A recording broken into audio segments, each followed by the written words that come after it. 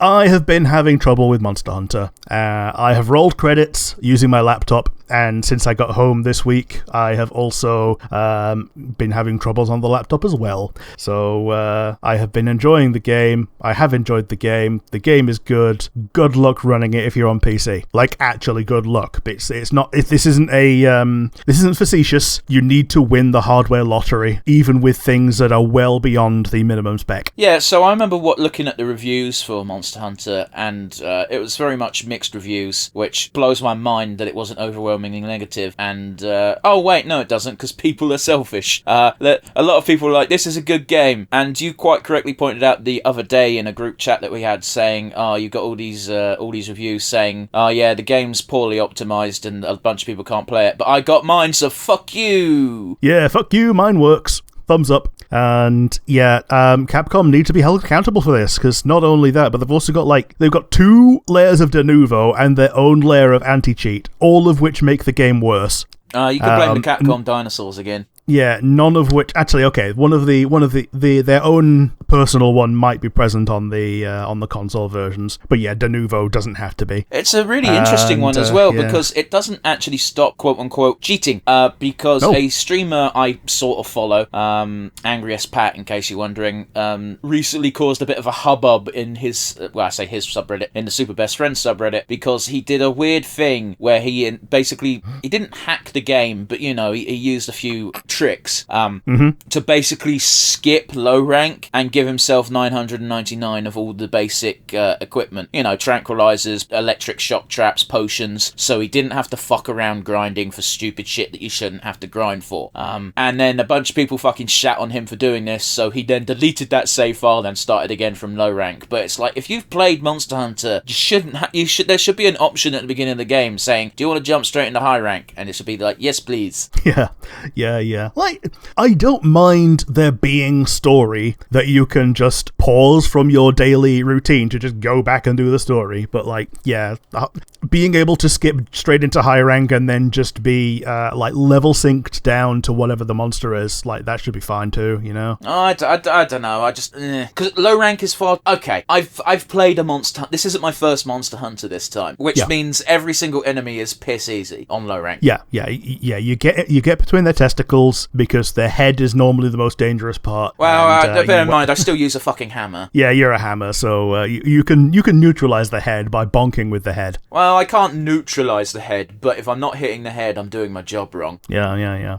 With my slashy stuff, you get underneath the testicles. If you can get the tail, cool. If not, then getting under the nadgers and being able to hit with every single little flailing stroke that you do is pretty good. I think if you have a severing weapon, your job is implicitly to get rid of the tail so you can neutralize attacks. Yeah. I'm also really liking the wounds, in that they're a nice middle ground between the clutch claw from the DLC of Worlds and the wire bugs in Rise. You just do enough damage to a certain part, and then when you hold L1, that bit's glowy. So you hold L2 and that bit's glowy, so you go and do L2 and R1 and you break it. Well, I had to explain to a mutual friend of ours not too long ago, where I was like, one, I like the wound system because wounds will just appear on the front legs of most creatures because it's collateral damage from my hammer swings. Yes. But the other thing is the focus thing that lets you focus in and aim your attacks. I explained to the friend, I don't actually use that as a hammer. And he's like, what, not even to correct the aim of your hammer? And I went, it's a fucking hammer. It's very easy to aim without precise aiming. Yeah, the hammer is going in this 180 degree arc. If your dude is in that 180 degree arc, it's gonna get hammered. Yeah, and the only reason why this was a topic of discussion is because they recently picked up hammer as their secondary weapon. By the way, you can have 2 weapons at a time now on the go. Both of my weapons are hammers. One is my hammer that does damage, and my other is the hammer that has the paralysis effect, just in case people want me to use that. Numbers hammer and stat hammer. I don't like using the paralysis status effect as a hammer unless I'm playing with other people, because I find that a lot of times when I knock a monster on the ass, after 2 more swings, it then goes into paralysis paralysis, and I'm like, fuck. Yeah. It's one of those, like, their build-up bar for getting stunned by damage and getting stunned by status effects are usually pretty similar, so yeah, that always seems to happen. And when they're paralyzed, it forces them to stand back up, which means if I'm in the middle of my Big Bang fucking combo, all of a sudden my Big Bang combo stops. Yep. Meanwhile, my two weapons are the dual blades and the glaive, and I've been actually trying to alternate between them a lot more reliably. I did the actual boss, not the final boss, with the glaive, and then the final boss I did with the dual blades. Yeah, I don't like the final boss. Even on low rank, it was just like, it's just a big thing again. Yeah, and it's like, okay, I've been here for 30 minutes, and it finally said, okay, you're nearly there now. I'm like, finally, Jesus. Well, it took me 15 minutes, but I also fired off an SOS flare, and I told you this the other day. If you fire off an SOS flare and no human players come to help you, you just get NPCs. Yeah, and all of the NPCs are very bangable. Pretty much. I mean, Olivia's the only one that helps you that has an actual model that I care about. The others don't seem to be actual characters. Yeah, fair enough, yeah. But yeah, Olivia is top, Gemma is top, Alma is top, and Ida, who I keep bringing up, she's also top, but you had to look her up because she only shows up in like one cutscene. She shows up once and she's nothing, just like all of the characters in all of the villages. Yeah. Like, Olivia matters because she actually helps you during a couple of quests. Gemma matters because you're always talking to her. She's your blacksmith. Alma, is that her name? Yeah.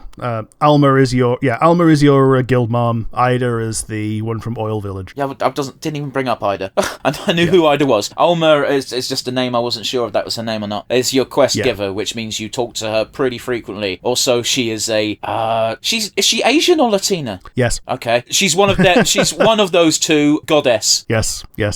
She reminds me quite a lot of Kason, mostly because she's got a cute face and wears glasses. Yeah, that's all it takes for you, isn't it?